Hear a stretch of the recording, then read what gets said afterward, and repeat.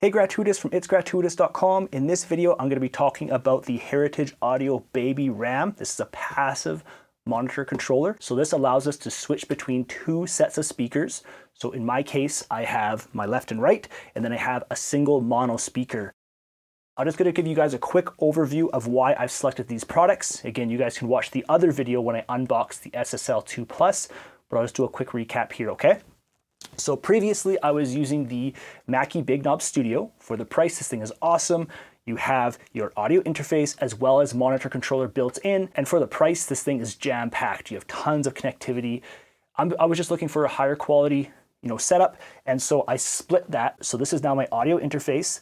I send my two audio cables into here. And then this is where we can now switch our speakers.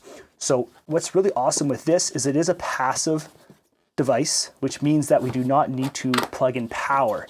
So we simply just plug in our audio cables and I'm able to switch between my two banks of speakers, and you just get this nice little click knob. So how this works is you're just going to plug in on the inputs. So here is channel 1. So this would come from the audio interface, so left and right.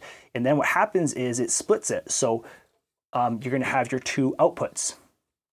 Then you come here, you can select your outputs.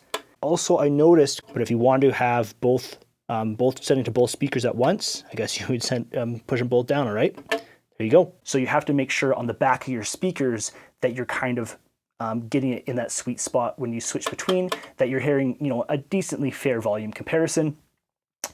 You have your mono, it just condenses all audio down to just one channel, and that's really important when you are wanting to test your music for phase cancellation. You have a mute where you just totally silences the audio, and dim is pretty useful if you are talking with somebody and you want to quickly dim the music, and then when you want to listen back to the music at the same volume, so you don't have to touch volume, you just bring it back. And so there you go. That's just a quick unboxing of the Heritage Audio Baby RAM. This one is passive, way more affordable.